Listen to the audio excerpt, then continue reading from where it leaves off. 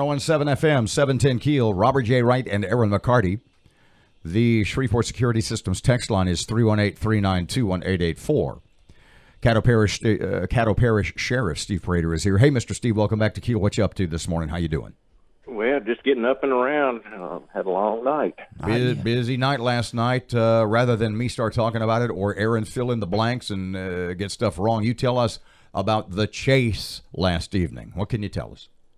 Well, I can tell you that around, I'll give some generalities, around 4:30 in the afternoon, a man shot someone and on 200 block of East 70th, and he stole a vehicle, and, during the armed robbery, he shot a felon twice in the leg, so he's going to be okay. And then that was, like I say, that was about 4:30. And then about 5:30, about an hour later, we get a call. The sheriff's office, while Shreveport's working that, the sheriff's office gets a call out on North Market. And the North Market call says that a man's out there. And he's threatening to shoot people, threatening to shoot himself, just acting all crazy. And so we send 3 cars out there, and the cars arrive, and the vehicle is still there, and it happens to be the stolen vehicle. And the vehicle then leaves real fast, gets around the deputies, and the chase starts right then. And so it goes all the way out towards Greenwood, and it lasts for about an hour.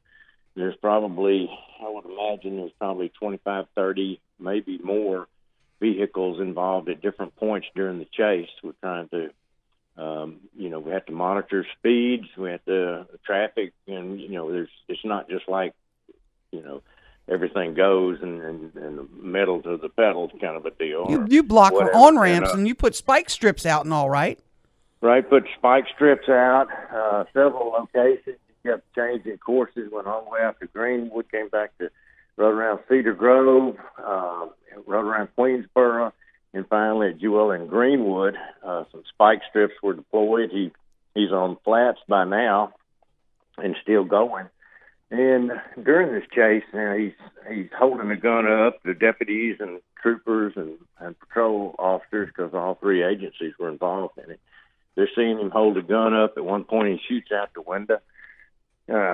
He pulls the gun. Once he does get to Greenwood and Jewella, the officers, deputies, and troopers, at that point, the decision's made to render the vehicle immobile.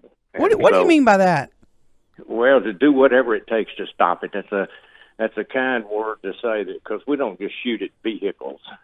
We don't shoot tires out and shoot those sorts of things. Ram it with a patrol car or something? Well, there's so much that the situations like this are so fluid, and we don't want deputies and agency law enforcement to start ramming people, because then you never know if you get them stopped, you might hurt the deputy. You never know really what's going to happen. So you try not to have to ram somebody. You set up roadblocks if you can, but you always try to give them a way to barely get around if they can, so there's no terrible crash. We're trying to avoid any kind of injuries to anybody, including the bull that's trying to get away from us. You guys, the Shreveport Police, I guess, you guys ultimately opened fire on this man and his vehicle. Tell us. Close range.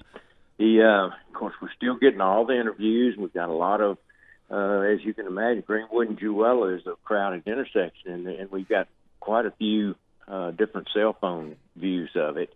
We're still looking at the dash cam, downloading and getting all that information. But it's apparent that he points a gun at law enforcement. Now I wasn't close enough to see that. I did see all the shooting. Were you actually involved in the chase yourself? Do what? Were you actually involved in the chase personally? Well, I won't say I was involved in the chase, because my vehicle's not a marked vehicle. Okay. But from the time they started for an hour, I was paralleling them, and okay, just to make sure everything was going right. Not to actually, didn't expect to be that close to the shooting, but It just so happened that it was. But anyway, a gun was recovered.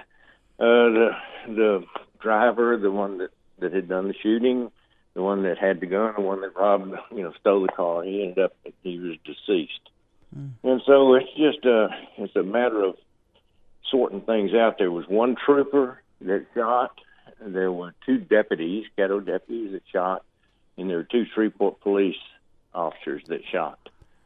Mr. Steve, and they've all naturally been full drug tested, interviewed, separated, interviewed. It's really it's something like this is not something that we want to do. This is not something that we look forward to doing. This is something that's a lot of work on us. It's a lot of interviews and paperwork and. Nobody wants to kill a man, Steve. Nobody wants to kill a man, Steve, right? I mean, that's exactly right. And people that think that about law enforcement, they really are so far off base. I feel sorry for this man's family. I really do.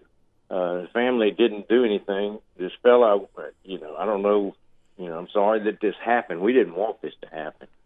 And believe it or not, the deputies and the trooper and the police officers, they got to live with this the rest of their life.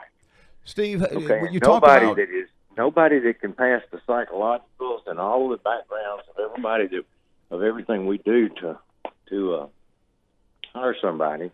They're not the kind of people that want to kill somebody.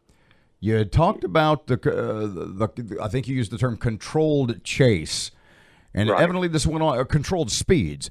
Like when you chase somebody like this and they're going real fast, you make it sound like almost like the OJ thing, but I know that's not what it was. About what speed were the deputies, were law enforcement officials chasing this guy? How fast was he going? Well, I think he got up to 80 on interstate, if I'm not mistaken. There was routinely the lead car or the second car will routinely call in the speed. We'll call in the weather condition. We'll call in the traffic conditions, just so we'll have that on record. And if it gets then that way, the supervisor, whoever might be in charge of the actual chase, the supervisor will make the ultimate decision whether to pull off or not. If it gets to be more dangerous than having to stop somebody, like if you don't have your inspection sticker and we get to chasing you and you get about 15 miles or 10 miles over the speed limit, we're going to back off. That's no big deal. In a that case was going like to be my this, question. we would go faster. But there is a limit to how fast you would go if you start endangering, kids getting off school buses and things like that. All that's taken into consideration now. It's not so that's what I want to know. What's the top speed? What are your department rules for that? And how do you make that determination? Guys going 80? The top speed on Line Avenue, for instance, it's not written down, but the top speed on Line Avenue might be 70 miles an hour if there's no traffic and it's 2:00 in the morning. And during school days, it might, it'll drop down considerably. So it's a fluid, common sense deal that the supervisors, and of course the deputies themselves make the decisions too. It's not just, you don't have to have a supervisor tell you, but you get more than one opinion. Sheriff, could we just as easily be talking about a dead police officer or sheriff's deputy today? I'm really surprised that during all of this that something didn't happen to somebody in law enforcement or a citizen other than the deceased. It really is something, and all the shooting that occurred during the chase, before the chase, and ultimately at the point of the stop, the shooting that occurred. And like I said, we have recovered a gun that's from the scene. We've got a lot of Facebook videos being posted. We ask anybody that was a witness to it to please come forward and let us have your, we need to preserve the Facebooks. Our last a witness that didn't see it, any business that has anything to do with that might have captured it on your, not just the shooting but the chase on your videos. We want to see that. In other words, we want to be completely transparent and completely thorough, which we always are. One last thing real quick. Any history with this gentleman? Did you guys have is a history crime? I don't want to get into that. We don't want to start at this point. At some point we will, but yes, but Okay. That's not. This isn't. I don't want to do that. I understand. Sheriff Steve Prator, thanks for your time. Okay. 101.7 FM, 710 KEEL Sports just ahead right now. Ruben.